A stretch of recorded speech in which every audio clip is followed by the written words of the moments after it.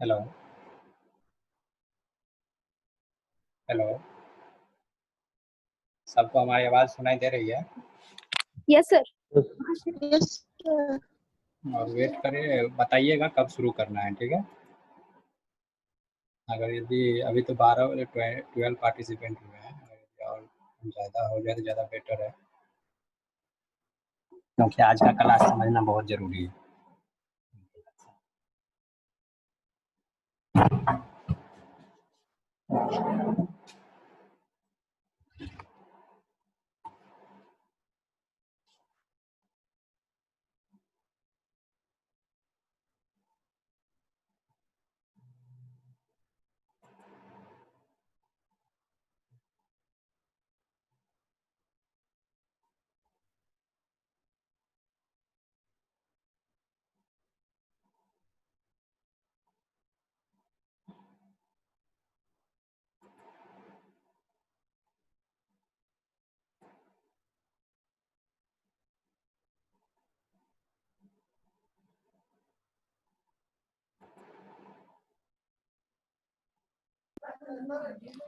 Hello, हाँ बोल रहे थे कि अगर किसी का फ्रेंड लोग नहीं आया है तो एक बार कॉल करके पूछ लो कि अगर उन लोगों को अटेंड करना होगा तो बोल दो कि हाँ इंपॉर्टेंट क्लास है आज फर्स्ट इंट्रोडक्टरी है, वरना हम स्टार्ट करेंगे।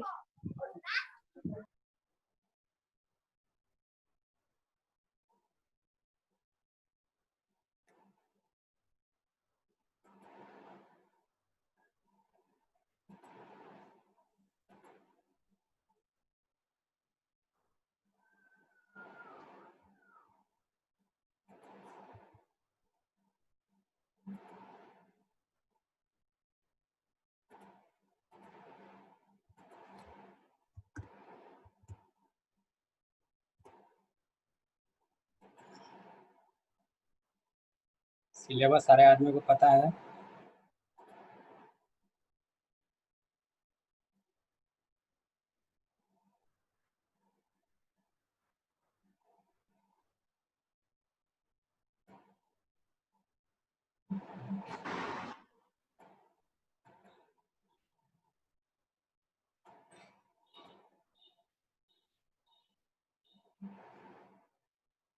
ओके, स्टार्ट करें।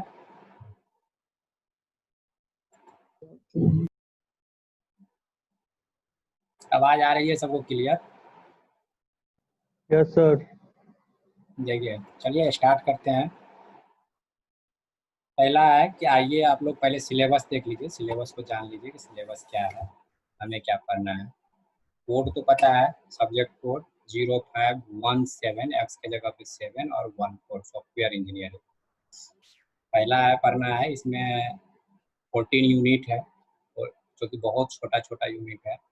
इस सेमेस्टर में आपको ऑब्जेक्ट ओरिएंटेड OOAD भी पढ़ना है, एनालिसिस एंड डिजाइन। इसमें 2-3 इसका जो यूनिट है वो उसका कवर होता है OOAD में। अगर OOAD एक सब्जेक्ट है, object oriented analysis and design एक सब्जेक्ट होगा आपका। इसमें जब तक उस सब्जेक्ट को नहीं पढ़िएगा, इस सब्जेक्ट को समझना मीन्स 4th या 5th यूनिट से, जैसे यहाँ से डिजाइनिंग आ जाएगा, तो जब तक उस सब्जेक्ट को नहीं पढ़िएगा तब तक इस सब्जेक्ट को नहीं समझिएगा, ठीक है? तो ये सब्जेक्ट डिपेंड है object oriented analysis and design वाले सब्जेक्ट पे, ओके? तो अभी हम शुरू कर रहे हैं इंट्रोडक्शन। तो यहाँ फर्स्ट से लेकर 4th यूनिट तक कोई प्रॉब्लम नहीं होगी, आराम से हम पढ़ेंगे।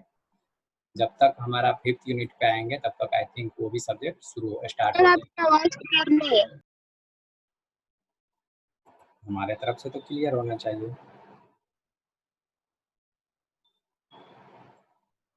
सारे के साथ, सभी के साथ ये प्रॉब्लम हो रही है क्या?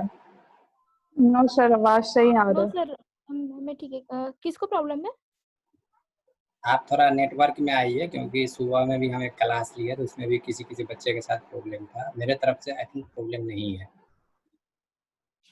क्योंकि मेरा जूम चल रहा है। तो जूम चलने का अगर यदि नेटवर्क प्रॉब्लम होगी तो मेरा जूम ऑटोमेटिक बंद हो जाएगा या कुछ प्रॉब्लम बताएगा, ठीक है? तो शायद आपके तरफ से कुछ प्रॉब्लम है, उसको सॉल्व कीजिए। जब भी प्रॉब्लम हो, आवाज़ नहीं सुनाई दे तो आप बोलिएगा ज़रूर, तब हमको पता चलेगा कि आवाज़ आपको सुनाई नहीं दे रही, ठीक है? तो पहले तो यस सर। सिलेबस के बारे में पता चल गया। हम अभी 4 यूनिट तक बिना रुके रुके पढ़ाएंगे। इस तक मीन्स ये 4 यूनिट तक हम किसी पे डिपेंड नहीं है, 4 यूनिट इंडिपेंडेंट है, ठीक है। 5th यूनिट से डिपेंड होना पड़ेगा दूसरे सब्जेक्ट पे, ठीक है। आइए हम शुरू करते हैं। सबसे पहले इंट्रोडक्शन कि सॉफ्टवेयर इंजीनियरिंग हम पढ़ते क्यों हैं, क्यों सॉफ्टवेयर इंजीनियरिंग का नाम सॉफ्टवेयर इंजीनियरिंग पड़ा। पहला है कि ये है सॉफ्टवेयर कि एक इंजीनियरिंग वर्ड कहाँ से आया, इंजीनियरिंग हम क्यों लगाते हैं, हम अपने नाम के पीछे इंजीनियर क्यों लगाते हैं। सिंपल डिग्री भी बच्चे करता है, सिंपल डिग्री से भी ग्रेजुएशन होता है, तो उसके नाम के पीछे इंजीनियर नहीं लगता है, हमारे नाम के पीछे ही क्यों लगता है। क्योंकि इंजीनियरिंग एक ऐसा वर्ड है जो हम किसी पुराने या किसी शिल्पकार जो पहले होता था ना, जो मिट्टी का सांचा बनाता था, मिट्टी का बर्तन बनाता था, वो अभी भी बनाता है, मिलता है मार्केट में मिट्टी का बर्तन, तो वो एक इंजीनियर है। पहला आगे हम एक ग्राफ दिखाएंगे, ग्राफ में कैसे कैसे हमारा जो ह्यूमन बीइंग है वो विकास किया। तो शुरुआत में मिट्टी का जो बर्तन बनता था, मिट्टी का जो मूर्ति बनता था, पत्थर को तराश के जो मूर्ति बनता था, कुछ भी बनता था, वो एक उसका नाम था क्राफ्ट। उसको धीरे धीरे उसमें मॉडिफिकेशन होता गया, मॉडिफिकेशन होता गया। तो उसी को देख देख के पुराने सॉफ्टवेयर या पुराने कोई भी शिल्पकार मूर्ति को देख के आज के डिजाइन में हम रोबोट तक पहुंच चुके हैं। ओके, तो वो पुराना जो भी चीज था, रोबोट कैसे बना, हमारे आदमी हम ह्यूमन बीइंग को देख देख के हम रोबोट डिजाइन, एक मशीन या एक हार्डवेयर में जान फूकना, इसकी एक हार्डवेयर को हम सॉफ्टवेयर से इंटरेक्ट करवाते हैं, वही मेरा एक इंजीनियरिंग होता है। इंजीनियरिंग हमेशा कुछ ना कुछ नया नया थॉट लाता है, नया चीज कुछ भी इन्वेंट करता है। तो अब आता है कि सॉफ्टवेयर इंजीनियरिंग का तो बात समझ गए कि कोई ना कोई चीज पुराना मॉडल होता है, उस मॉडल में कुछ मॉडिफाई करते हैं, कुछ उसको एडिट करते हैं, तोड़ते हैं, फोड़ते हैं, फिर जोड़ते हैं। तो इंजीनियर का काम ही होता है तोड़ना, फोड़ना, फिर जोड़ना। तो यही है कि जो शिल्पकार पहले मूर्ति मिट्टी का बर्तन बनता था, तो उसमें हम उसको इंजीनियर नाम नहीं देते थे, लेकिन उस मिट्टी के बर्तन को आज हम उसको लेके आगे रोबोट तक बना दिए, तो वो आज इंजीनियरिंग कहलाने लगा। ठीक है, आगे हम ग्राफ से समझते हैं इंजीनियरिंग कैसे आगे बढ़ा। फिर है कि उस इंजीनियरिंग में जैसे कि हम कोई भी सामान या मोबाइल ही लैपटॉप ही बनाते हैं, हार्डवेयर से हम उसको डिजाइन कर देंगे, जब तक उसमें हम कोई सॉफ्टवेयर नहीं देंगे लैपटॉप चलेगा कैसे। ओके, तो ये होता है सॉफ्टवेयर इंजीनियरिंग। इंजीनियरिंग को हम जब सॉफ्टवेयर से रिलेट करते हैं तो वो बन जाता है सॉफ्टवेयर इंजीनियर। आगे और हम इस पे हम एक एग्जांपल देंगे कि जैसे हम लोग कोई कॉलेज का वेबसाइट बनाते हैं, तो कॉलेज का वेबसाइट बनाने के लिए कितनी चीज़ की ज़रूरत होती है। सबसे पहले तो मेरा कंप्यूटर चाहिए हमको कोडिंग करने के लिए। कोडिंग करने के लिए हमको कंप्यूटर चाहिए, पर उसके अलावा हमें उस कंप्यूटर में सॉफ्टवेयर चाहिए। Software as a operating system, Java पे कोडिंग करेंगे, जावा, सी पे करेंगे तो सी। ये सब चीज़ तो हो गया कंप्यूटर और सॉफ्टवेयर की बात। अब बात है कि इसमें इंजीनियरिंग कहाँ लगता है, इंजीनियर का क्या काम है। इंजीनियर का काम तब शुरू होता है जब हम एक सॉफ्टवेयर हमको लैपटॉप मिल गया, सॉफ्टवेयर मिल गया। अब हम उसके बाद उसमें करेंगे कि एक कोई टास्क हमको कस्टमर आया, बोला कि हमको एक सॉफ्टवेयर बनाना है, सॉफ्टवेयर डिजाइन कर दीजिए। तो सॉफ्टवेयर डिजाइन करने के लिए हम उसका पूरा का पूरा रिक्वायरमेंट ले लेंगे कि हाँ आपको किस तरह का सॉफ्टवेयर चाहिए, कितना बजट है, कौन से प्लेटफॉर्म पे चाहिए, ये सारा बजट या सारा रिक्वायरमेंट उससे हम ले लेंगे। रिक्वायरमेंट लेने के बाद हम एक टीम बनाएंगे।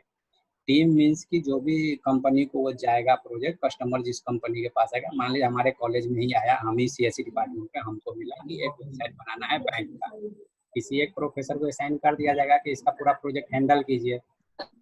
तो वो प्रोफेसर एक टीम बनाएगा, 5 स्टूडेंट का, 10 स्टूडेंट का, 20 स्टूडेंट का। वो स्टूडेंट क्या करेगा, इसके बाद छोटा छोटा पार्ट, छोटा छोटा जैसे कि HTML डिजाइनिंग हम दे देंगे एक स्टूडेंट को, डाटाबेस का डिजाइनिंग दे देंगे एक स्टूडेंट को, और कोडिंग का दे देंगे एक स्टूडेंट। ठीक है, इसके बाद हम जब छोटा छोटा पार्ट अपना अपना डिजाइन कर लेगा, तो उसके बाद क्या करेंगे, एक यूनिट टेस्ट करेंगे। यूनिट टेस्ट मीन्स वहीं से काम इंजीनियर का शुरू होता है। कोडिंग वोडिंग कर दिया, अब है इंजीनियरिंग का काम कि इंजीनियरिंग काम कैसे पता चलता है? कि जब हम उस चीज को यूनिट वाइज टेस्ट करेंगे। जैसे कि आप 3 टीम को हम बांटे थे, कोडिंग और डिजाइनिंग और डाटाबेस। तो सारे तीनों टीम अपना अपना इम्प्लीमेंट करेगा। डाटाबेस कनेक्टिविटी किया है तो क्या उसका सब चीज़ सही है? कोडिंग आप किया है तो कोडिंग आपका सही है? कोई डिजाइनिंग किया तो डिजाइनिंग उसका सही है? यूनिट टेस्ट हो जाएगा, फिर अल्फा टेस्ट होगा, फिर बीटा टेस्ट होगा, फिर गामा टेस्ट होगा, एक्सेप्टेंस टेस्टिंग होगा, सिस्टम टेस्टिंग, बहुत तरह का टेस्टिंग करते हैं। वो टेस्टिंग वाली जितनी भी पार्ट आती है वो आता है सॉफ्टवेयर इंजीनियरिंग में। अब बात है दूसरी की, इसको मॉडल कैसे तैयार करते हैं कि कोई सॉफ्टवेयर रिक्वायरमेंट दे दिया तो उसके हिसाब से एक ब्लूप्रिंट उसको बना के दिखाना होगा, पेपर वर्क करना होगा, तो उसमें एसआरएस डॉक्यूमेंटेशन होगा, फिर डाटा फ्लो डायग्राम बनाएंगे, किस प्रोसेस के बाद कौन सा प्रोसेस चालू होगा। ये सारा चीज़ होता है सॉफ्टवेयर इंजीनियरिंग में। इतना चीज़ हमको इस सब्जेक्ट में पढ़ना है। ओके, अब आइए व्हाट इज सॉफ्टवेयर इंजीनियरिंग।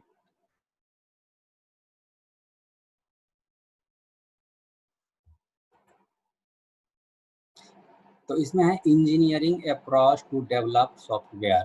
जितना भी हम बताए अभी कि कोई भी हम सॉफ्टवेयर बनाने से पहले उसका बिल्डिंग डायग्राम हमको बनाना जरूरी है। हमें कोई रिक्वायरमेंट आया कि हमें एक बिल्डिंग बनाना है, अगर उसमें इंजीनियरिंग जैसे सिविल का वो वर्क होता है, तो सिविल वर्क में क्या होता है कि कोई भी कंसल्टेंसी को एक वर्क या ठेकेदार को वर्क मिल जाता है कि आप इस बिल्डिंग को बनाइए। ठीक है, तो बिल्डिंग बनाने के लिए उसको बोलता है कि बिल्डिंग बनाइए, तो फिर बोलता है ठीक है सर, आप अपना बिल्डिंग दिखाइए किस तरह का बनेगा। फिर इंजीनियर आता है, उस बिल्डिंग को डिजाइन करता है पेपर वर्क पे डिजाइन करने के उसके बाद उस जमीन पूछ लेता है, कितना जमीन है आपका, कितना रूम चाहिए, कितना किचन चाहिए, कितना बाथरूम चाहिए, क्या चाहिए नहीं चाहिए, उस सबसे जानकारी लेके एक वो ब्लूप्रिंट तैयार करता है। इंजीनियरिंग का काम वहीं शुरू होता है। ब्लूप्रिंट तैयार करता है तो वो हो जाता है डिजाइनिंग इंजीनियर, जो एरोनॉटिक्स से करता है, वो डिजाइनिंग का काम करके चला जाता है। इसके बाद जब जमीन वो ब्लूप्रिंट पे वो कॉस्ट डिसाइड होता है कि इस बिल्डिंग को बनाने में कितना कॉस्ट लगेगा, कौन सा मटेरियल लगेगा, कितना फ्लोर का होगा। ठीक है, इतना चीज़ होने के बाद वो जाता है साइट पे, तो जमीन का मैपिंग होता है, जमीन का सॉइल का टेस्टिंग होता है, फिर कितना डीप में भूकंप विरोधी बनाना है कि नहीं, क्या करना है, कितना यहाँ तक पानी का लेवल आता है, वो सारा चीज़ चेक करने के बाद उसका बजट फिक्स होता है। ठीक है, तो ये सारा चीज जितना रिक्वायरमेंट से लेके सॉइल टेस्टिंग और अर्थक्वेक के बारे में सोच के सारा चीज जो बनाता है एक कंसल्टेंसी, उसे हम एक सॉफ्टवेयर इंजीनियरिंग या इंजीनियरिंग का एक पार्ट बोलते हैं। एज ए सॉफ्टवेयर अगर यदि हम बिल्डिंग ब्लॉक का डायग्राम तैयार करते हैं तो कैड-कैम का यूज करेंगे। हैंड रिटेन कुछ नहीं। अगर यदि हम इस चीज को रिलेट करें तो सॉफ्टवेयर इंजीनियरिंग पूरे के पूरे जितना भी इस वर्ल्ड में कुछ भी हो रहा है सॉफ्टवेयर इंजीनियरिंग के अंदर ही हो रहा है। सॉफ्टवेयर डिजाइन कीजिए, मिट्टी का टेस्ट कीजिए, पानी का टेस्ट कीजिए, भूकंप अर्थक्वेक जो सेंसर लगाइए उसमें, वो भी सॉफ्टवेयर इंजीनियरिंग का है। सेंसर बनाएंगे तो उसमें पूरा का पूरा कोडिंग होगा, कोडिंग होने के बाद सेंसर का टेस्ट होगा, टेस्ट होने के बाद पास होगा तभी मार्केट में आएगा। ओके, तो इसमें होता है कि इसको कुछ जैसे देखिए ये डायग्राम बनाया गया है, तो ये ठीक है, हम इसको पावर पॉइंट से बना लेंगे, लैब व्यू से बना लेंगे, और जो भी आता है मेरा फोटोशॉप आता है उससे बना लेंगे। लेकिन उससे फोटोशॉप से हम बना लेंगे, लेकिन इस बिल्डिंग का एकदम जो उसका जो मैपिंग होता है ना, स्केलिंग, फोटोशॉप से बनाने पे कोई स्केल हम फिक्स नहीं करता, जितना मन होता है उतना उसका हम साइज रख देते हैं। अगर यदि वही चीज को हम कैड कैम से बनाएंगे, पूरा स्केलिंग होता है उसमें कि कितना बड़ा हमारा कैमरा चाहिए, कितना इसका हाइट होना चाहिए, कितना विड्थ होना चाहिए, कितना बड़ा खिड़की होना चाहिए। ठीक है, इसीलिए जो भी काम बिल्डिंग का काम होता है कैड कैम पे उसका डिजाइनिंग होता है। ठीक है, तो यही है मेरा सॉफ्टवेयर इंजीनियरिंग। अब इसमें है कि इंजीनियरिंग को कैसे हम प्रैक्टिस करते हैं, कैसे हमें पता चलता है कि हमें सॉफ्टवेयर इंजीनियरिंग क्या है और सॉफ्टवेयर इंजीनियरिंग इस पे लगेगा कि नहीं लगेगा। तभी से हम बोलते आ रहे हैं कि heavy use of past experience. कोई भी अगर यदि हमें बोल देता है कि सॉफ्टवेयर बनाने के लिए या कॉलेज का सॉफ्टवेयर बनाने के लिए, कॉलेज का वेबसाइट बनाने के लिए, तो क्या आपको किसी कॉलेज का वेबसाइट देखिएगा तभी तो रेफरेंस मिलेगा कि और कॉलेज का जो वेबसाइट है उस कॉलेज के वेबसाइट में क्या क्या चीज़ इंक्लूड किया गया है, कितना टैग लगाया, क्या हमारे कॉलेज में उतना टैग लगाना जरूरी है? तो यही बोला गया है कि heavy use of past experience. अगर यदि प्रिंसिपल जैसे ही कॉलेज में बहाली होता है तो उससे क्यों मांगा जाता है कि इसका 20 साल का एक्सपीरियंस होना चाहिए, डीन बनता है तो 15 साल का, एचओडी बनता है तो 10 साल का एक्सपीरियंस, नया फैकल्टी को क्यों नहीं बना दिया जाता है? क्योंकि उसके पास कॉलेज चलाने का एक्सपीरियंस होता है, उन्हें पता होता है कि कैसे कॉलेज चलाया जाता है, कैसे फैकल्टी से बात किया जाता है। सेम टू सेम यहाँ है कि सॉफ्टवेयर इंजीनियरिंग, सॉफ्टवेयर बनाने के लिए हमें पुराना सॉफ्टवेयर को सबसे पहले, ठीक है, अभी एक एग्जांपल लेते हैं विंडो का। अभी हम विंडो 7 इतना फैमिलियर था, फिर भी हम विंडो 10 क्यों चला रहे हैं? ठीक है, अगर विंडो 10 बनाया गया होगा तो नहीं तो 90% कोड तो विंडो 7 का ही कोड है। क्लियर, एग्री हैं आप लोग? Yes sir. यही है कि पास्ट एक्सपीरियंस, जो भी पास्ट मेरा एक्सपीरियंस है, जो भी पुराना विंडो है, सॉफ्टवेयर इंजीनियरिंग में उस पुराने चीज का बहुत बड़ा योगदान है आगे का सॉफ्टवेयर बनाने में। ठीक है, आगे है theoretical basis of therapeutic technique provided. हाँ, दूसरी बात है कि इसमें सॉफ्टवेयर इंजीनियरिंग में ऐसे डायरेक्टली हम कोडिंग करना शुरू नहीं कर देते हैं। पहले हम क्या बोले, डायरेक्टली हमको बोल दिया कि यहाँ बिल्डिंग बनाना है, तुमको 5 करोड़ रुपया दिया, जाके बिल्डिंग बनाओ। ऐसा तो नहीं होगा। इस बिल्डिंग का सबसे पहले हमें पूरा उसका ब्लू प्रिंट या डायग्राम हमको मिलना चाहिए कि कितना बड़ा बिल्डिंग बनेगा, कितना उसका रूम का रेंज होगा, कितना खिड़की का होगा। ठीक है, इसीलिए इसका डीएफडी होना, डायरेक्ट डाटा फ्लो डायग्राम, जो कि एकदम पूरा डायग्राम बना देता है कि किसके बाद हमको क्या करना है। बिल्डिंग जब बनेगी तो पहले तो बेस तैयार हो, ऐसा नहीं कि पहले फर्स्ट बिल्डिंग तैयार हो जाएगा। सबसे पहले बेस तैयार करना पड़ेगा। यही चीज है कि थ्योरेटिकल मीन्स कि पहले हमें थ्योरी पेपर वर्क करना एकदम जरूरी होता है सॉफ्टवेयर इंजीनियरिंग में। तो इसके बाद है many are just thumb rule. ठीक है, थंब रूल क्यों बोला जाता है? क्योंकि पुरान जो भी है, ऊपर में लिख दिया heavy use of past experience और नीचे में लिखा है many are just thumb rule. Means कि सीधा सीधी जो पुराना कोड होता है उसको कोड को हम कॉपी करते हैं, नया जगह पे पेस्ट करते हैं, उसी कोड में हम एडिट करना शुरू करते हैं। क्लियर, ये थंब रूल पता चला? सीधा सीधी कहीं से उठा, दूसरा जगह उसको चिपका दो, उस कोड को शुरू करो, मीन्स उसमें एडिटिंग शुरू करो। Trade off between alternatives. अब है कि ट्रेड ऑफ मीन्स दुविधा। दुविधा हमको कहाँ पे, हमें इसमें सॉफ्टवेयर इंजीनियरिंग में कहाँ हम लोग फंस जाते हैं कि हमें एक वेबसाइट बनाने के लिए दिया, कस्टमर अपना रिव्यू दे दिया, रिव्यू मीन्स नहीं, उससे हम रिक्वायर, कस्टमर को एक वेबसाइट बनाना है, उससे हम एक रिक्वायरमेंट ले लिए। ठीक है, हम कोडिंग करना शुरू कर दिए, कोडिंग मेरा आगे बढ़ गया, हम टेस्टिंग पे चले गए, तब कस्टमर आके बोलता है कि सर इसमें कुछ चीज़ और ऐड कर दीजिए। ओके, तब हम उस चीज़ में दुविधा में फंस जाते हैं कि इतना कोडिंग करने के बाद आप बोलता है कि इसमें कुछ एक टैग और ऐड कर दीजिए। हो सकता है उस टैग में डाटाबेस का काम हो, डाटाबेस की कनेक्टिविटी अब नहीं हो, तो इसके लिए हमको पुराना फिर से जितना काम किया सारे को एडिट करना पड़ेगा। तो सॉफ्टवेयर इंजीनियरिंग यही बताता है कि जो भी रिक्वायरमेंट है आप पहले दिन ही हमें बता दो, हम बीच में आपका कुछ नहीं सुनेंगे, हम कुछ इसमें एडिट नहीं करेंगे, कोई अल्टरनेटिव कुछ नहीं डालेंगे। ओके, ये होता है उसका अल्टरनेटिव। ट्रेड ऑफ, दुविधा में कहाँ फंसाता है हमें। ठीक है, और ये होता है पैराग्मेटिक अप्रोच ऑफ कॉस्ट इफेक्टिव। हाँ, ये चीज अगर यदि बीच में हम किसी चीज को उसको ऐड करते हैं, या बीच में कोई टैग को लाते हैं, बीच में कोई कस्टमर का जो भी रिक्वायरमेंट है उसको फिल करते हैं, उसमें उसका प्रोजेक्ट का और टाइम बढ़ जाएगा, प्रोजेक्ट का कॉस्ट बढ़ जाएगा, प्रोजेक्ट का बहुत चीज बढ़ जाएगा, इसीलिए वो कॉस्ट इफेक्टिव हो जाएगा। क्लियर? अब देखिए, यही ग्राफ की हम बात कर रहे थे। पहले जो था वो था, एक तरफ टेक्नोलॉजी है, एक तरफ टाइम है।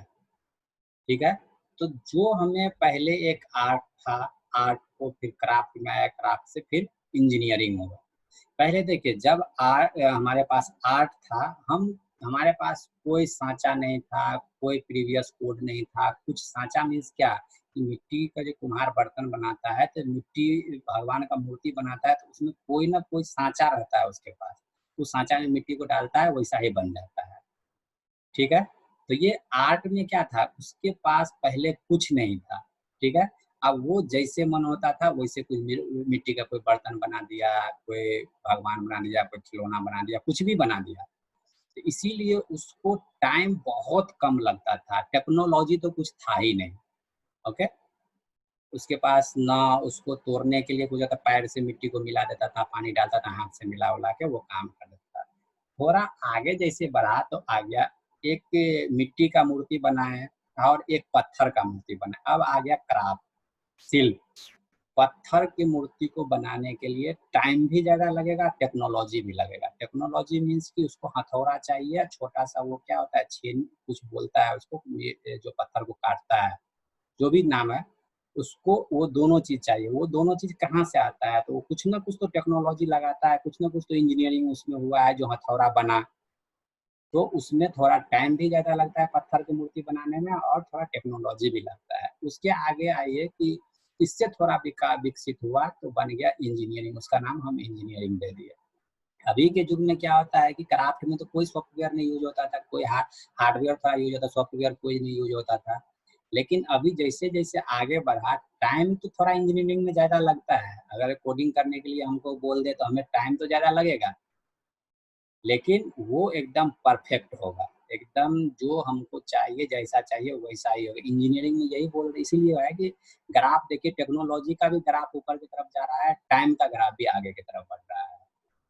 तो इंजीनियरिंग में पहले आर्ट था, आर्ट से बढ़ के आज तक इंजीनियरिंग आया। आर्ट में टाइम बहुत कम लगता था, नहीं के बराबर, टेक्नोलॉजी तो था ही नहीं। क्राफ्ट में उससे ज़्यादा टेक्नोलॉजी लगा, टाइम भी थोड़ा लगा। जब इंजीनियरिंग में अभी तक आए, आपको पता ही है कि कोडिंग करने में 5 से 10 दिन लगता है, या अगर 1000 लाइन का कोडिंग है तो 20 दिन भी लगेगा, 25 दिन भी लगेगा। तो एक प्रोजेक्ट का टाइम फिक्स नहीं होता है, जितना आपको टाइम मिलता है उस टाइम के फाउंडेशन में आप उसको काम करके।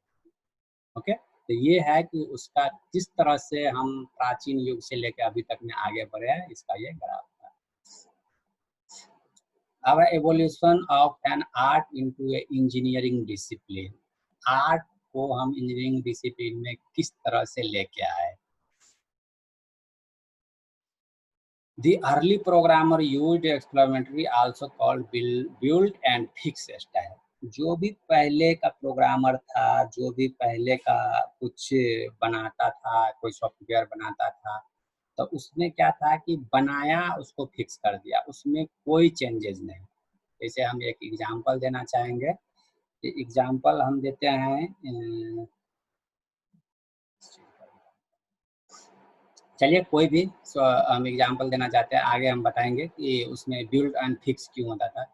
कि कोई भी, जैसे कि था ना कि कॉलेज का एक वेबसाइट बनाना है, और उसमें हम शुरुआती दिनों में जब हम कॉलेज का वेबसाइट पुराना, जैसे बोल रहा है कि डीसी दरभंगा कॉलेज का वेबसाइट एक बच्चा बनाया था, और उस वेबसाइट कभी काम नहीं करता, नोटिस वोटिस कभी अपडेट नहीं होता था।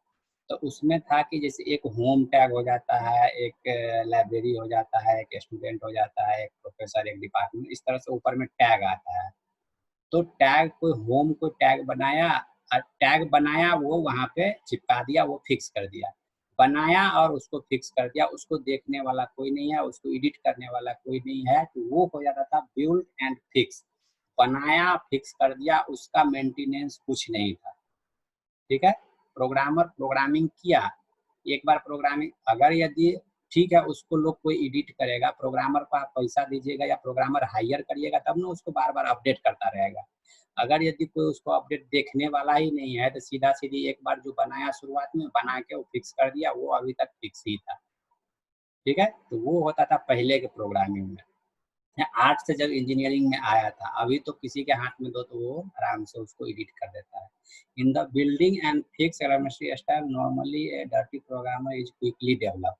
ठीक है, अब है कि वो जो प्रोग्रामिंग था, उसको कोई डाटाबेस से कनेक्टिविटी नहीं होता है, कोई डाटाबेस से कनेक्टिविटी नहीं था, तो वो तो एक गंदा सा प्रोग्रामिंग है, या आप गंदा बोलिए सही बोलिए, उसको एडिट करके अपडेट करते रहिए। जैसे मोबाइल में देखिए कि हम लोग का मोबाइल, एंड्रॉयड मोबाइल रखे हुए हैं, वो पुराना, अगर यदि जिस टाइम पे हम नया खरीदते हैं मोबाइल, उस टाइम पे उसमें अपडेट कुछ नहीं, एकदम सही रहता है, जो भी रहता है वो उसका अपना वर्जन रहता है। इसके बाद कुछ दिन के बाद ही उसमें अपडेट आने लगता है। अपडेट क्यों आता है? वो भी तो सही था उस टाइम पे, फिर नया अपडेट क्यों आता है? उस चीज को जो नया टेक्नोलॉजी अभी जो इन्वेंट, अभी तो बहुत तेजी से हमारी दुनिया आगे बढ़ रही है, एंड्रॉइड की दुनिया में खास तौर पे, तो कुछ ना कुछ चीज लोग नया ढूंढते रहता है।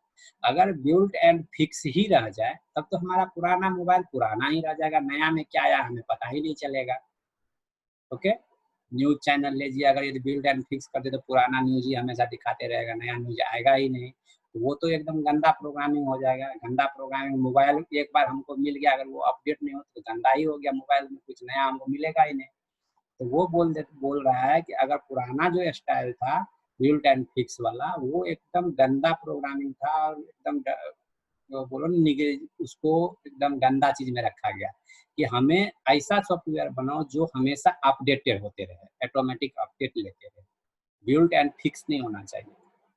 मोबाइल एक बार ले लिया, अगर यदि फिक्स हो जाएगा सॉफ्टवेयर तो फिर उस चीज को हमें मोबाइल का कोई फायदा नहीं है। इसीलिए हमें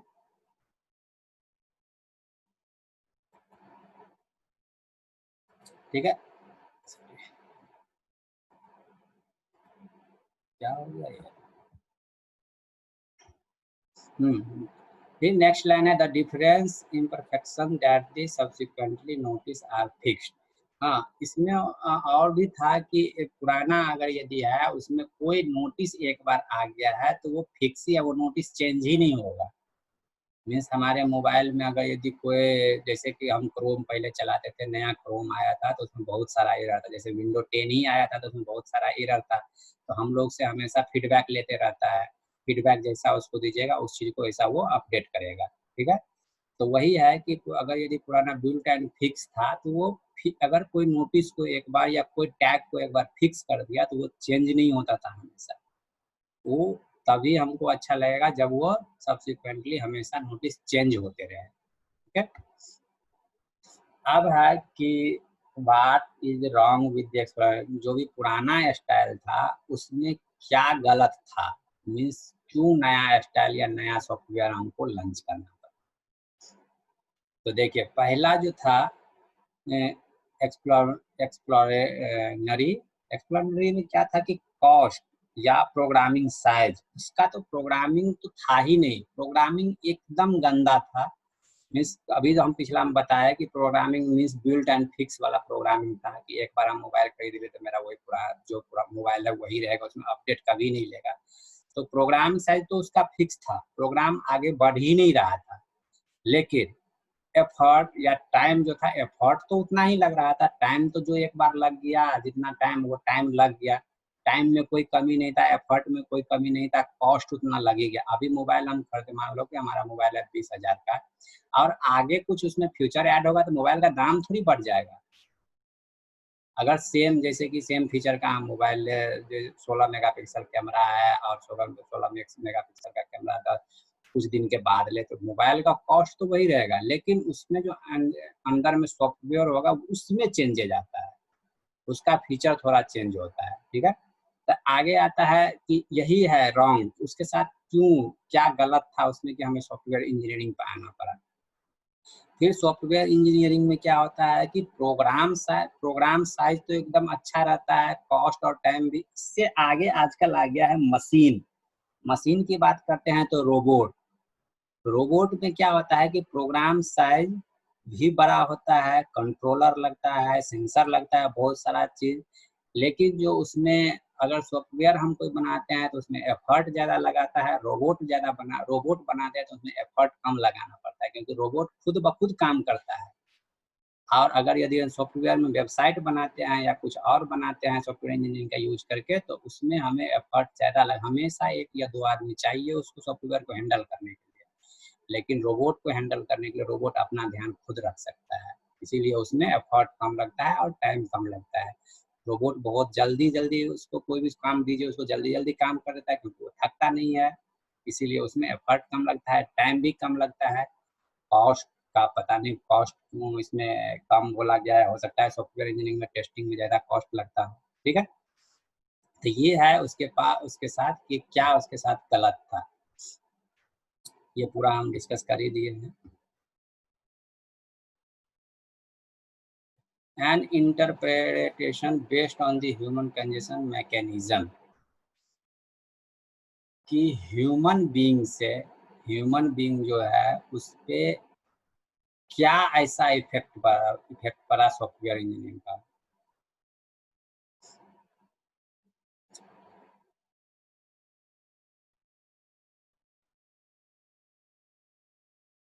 आवाज है आप लोग के पास? Yes sir. ओके, समझ में आ रहा है? कोई क्वेश्चन है?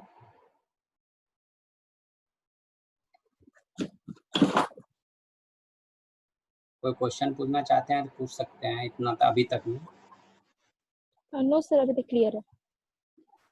बस अभी तो थ्योरी ही चल रहा है, अभी तक तो कहानी ही चल रहा है, तो अभी तक तो होना चाहिए। Yes sir. ठीक है।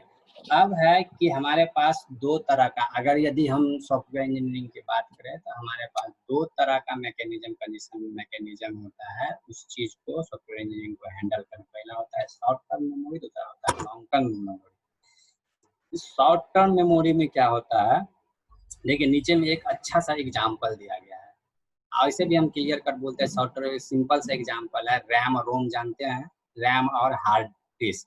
तो रैम होता है शॉर्ट टर्म मेमोरी।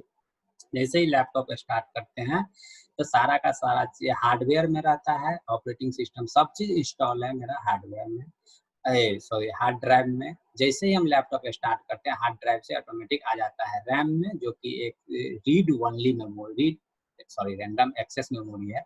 तो वो उससे हार्ड ड्राइव से सीधा आ जाता है रैम में। और हमारा कोई जैसे कि हमारा कंप्यूटर चल रहा है, उसमें हम क्रोम चलाना चाहते हैं, क्रोम जैसे ही ऑन करते हैं तो वो स्टोर कहाँ रहता है, ऑपरेटिंग सिस्टम में हार्ड ड्राइव में स्टोर रहता है। जैसे हम उस पर क्लिक करते हैं वहां से कैसे मेमोरी में आता है, कैसे मेमोरी से वो प्रोग्राम शुरू हो जाता है। तो वो होता है शॉर्ट टर्म मेमोरी। रैम जो होता है शॉर्ट टर्म मेमोरी और लॉन्ग टर्म मेमोरी है हार्ड ड्राइव। ये दोनों एग्जाम्पल याद रखिए, रैम शॉर्ट टर्म और hard drive long term memory. चलिए अब एक एग्जाम्पल, इसका एग्जाम्पल देते हैं, ये क्या बोलता है। If you are asked the question, if it is 10 AM now, how many hour are remaining today. ठीक है, first 10 AM would be stored in the short term memory. अब देखिए ये बोल रहा है कि हम टाइम पूछे कि अभी 10 बजा है, तो आगे कितना टाइम बाकी है आज के दिन में। 10 बजे मॉर्निंग में कोई पूछा कि अभी 10 बज रहा है, अभी कितना देर बाकी है। ठीक है, तो इसमें एग्जाम्पल अच्छा है कि शॉर्ट टर्म मेमोरी क्या है कि 10 बजे जो है उस स्टोर कर लिया कि अभी 10 बजा है। ये सुन लिया, क्वेश्चन सुनिए कि अभी 10 बजा है और आगे कितना टाइम बाकी है। आप सबसे पहले कहाँ से काउंट करना शुरू कीजिए कि 10 से ही काउंट करना शुरू कीजिएगा। आप अपनी मेमोरी में सेव कर लिए 10 बजा है, अभी आगे कितना बाकी है।